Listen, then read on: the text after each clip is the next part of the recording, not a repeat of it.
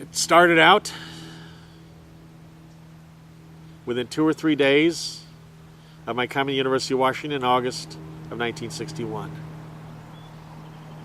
I saw a woman in trouble. I could tell she was in trouble. She was standing near a bridge on Interstate Highway 5 near the dormitory, Terry and Lander Halls, in which I lived in Terry Hall.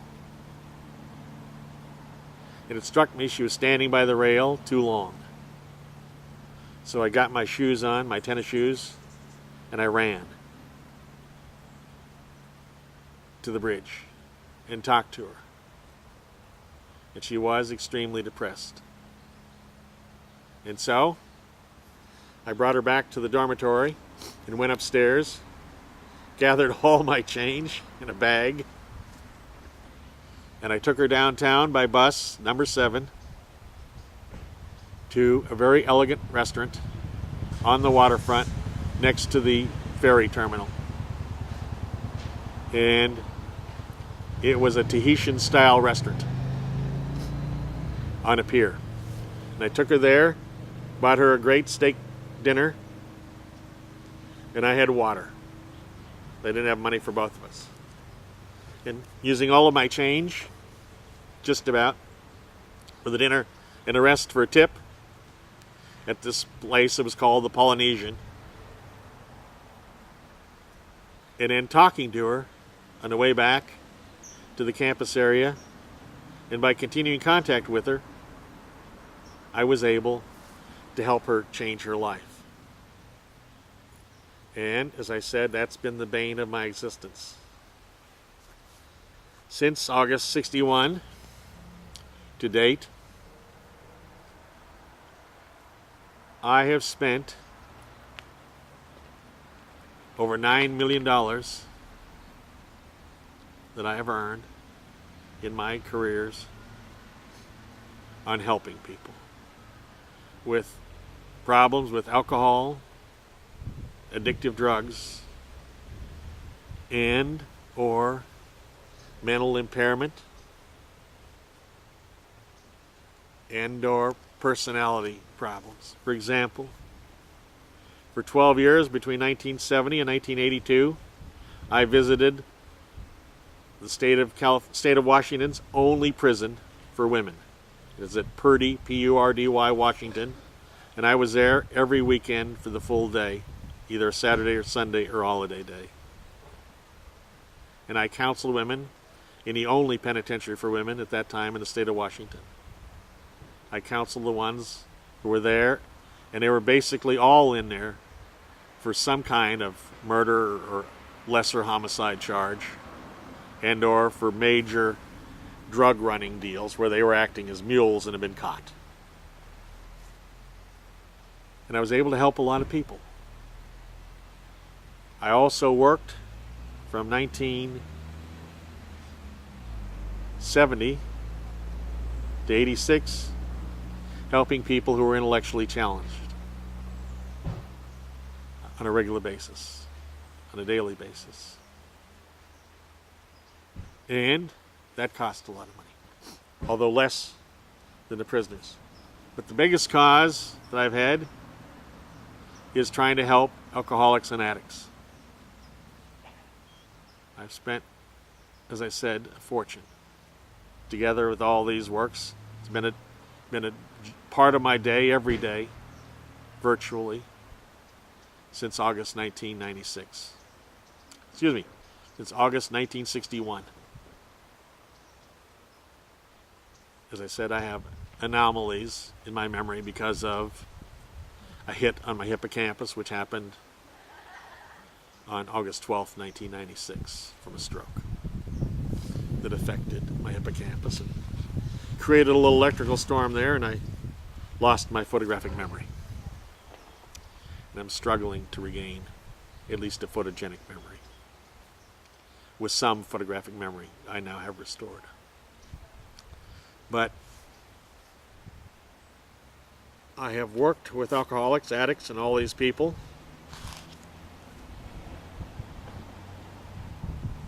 Partially just because I saw it was there in August of 1961 when I came to the University of Washington, within 2 days of being there. And then that leads into the other part that I want to discuss,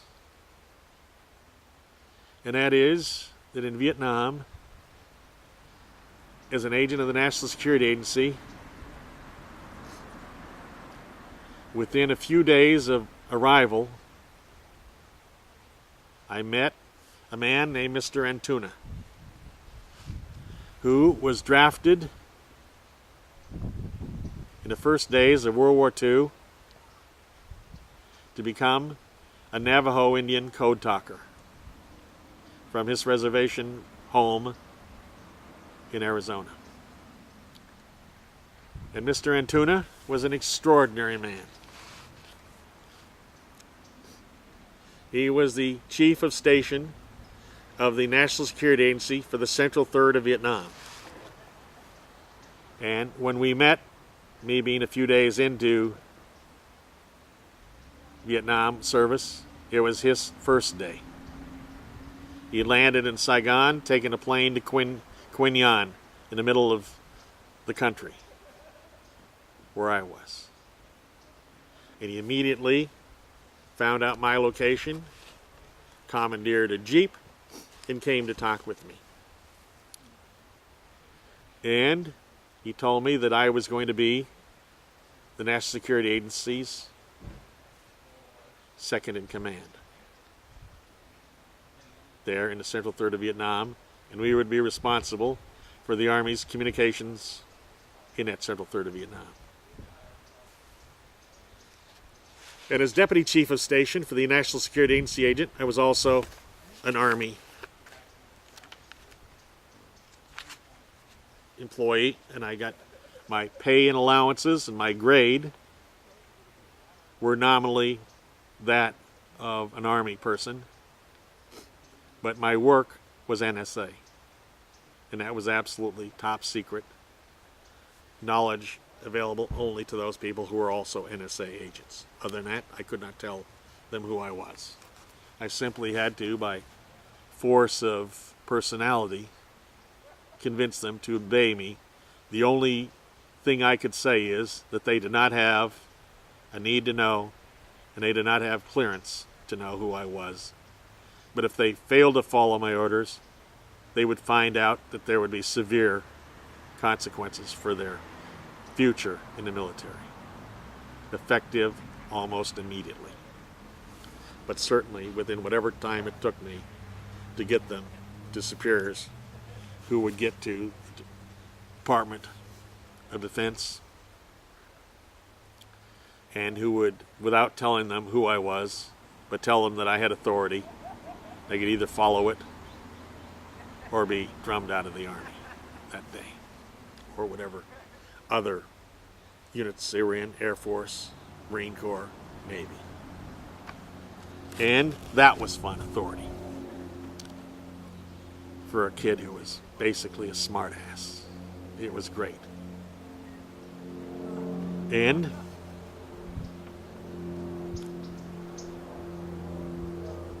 that job was wonderful. I was able to save a lot of American lives by my work as a counterintelligence agent in Vietnam. But unfortunately, with my photographic memory, I was called upon by the National Security Agency in my job to perform a task that has made me a monster. As part of protecting the approximately 47 communication centers that were active in the Central Third of South Vietnam during my 3 tours of combat duty in that country, I had to make certain that no one could successfully attack the communications facilities that we had. And the Strategic Air Command had a problem in that they could not return to station without releasing their bombs someplace. They could not land with their bombs. And as an expert on the communication centers, locations, coordinates, I gave coordinates on a regular basis to the Strategic Air Command for the purpose of their dropping bombs on these areas surrounding communication centers that we believed, on the basis of information available to us, harbored people who would attempt to attack these communication centers and to get away with our cryptographic equipment and/or our codes. I gave the Strategic Air Command these coordinates on a regular basis in my 3 tours of combat duty in Vietnam. And they bombed the hell out of a lot of these places. To put some idea about it, the B-52H bomber carried a payload of 120 500-pound bombs. That is a total of 60,000 pounds of high explosives. I traveled on a daily basis all over central South Vietnam.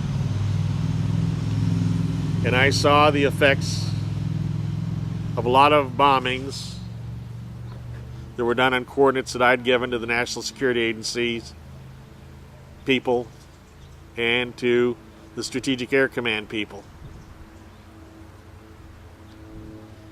And I'm responsible directly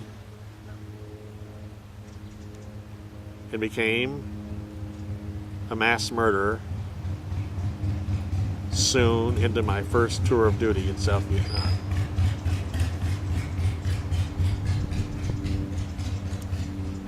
That changed me. Mainly my life has been devoted to helping children of addicts and alcoholics since I came back to Vietnam, to somehow perform an impossible task of redeeming the lives of children who would otherwise have been put at risk by others than me at war. And that's what I've devoted myself to. Except for living with 2 wives since I came back from Vietnam in February 4th, 1968. Except for living with 2 wives, I have lived in extreme simplicity and poverty by my own desires and given away almost all of the money that I've made, literally. Total over 9 million so far. But the good news is that it also made me study science again, to try and fulfill my dream from the 2nd grade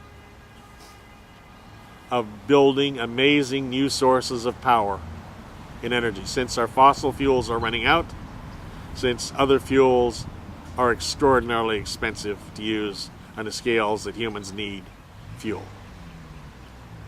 I have now developed inexhaustible fuel that will last as long as our planet lasts, which should be several billion years, and as long as humans live on it.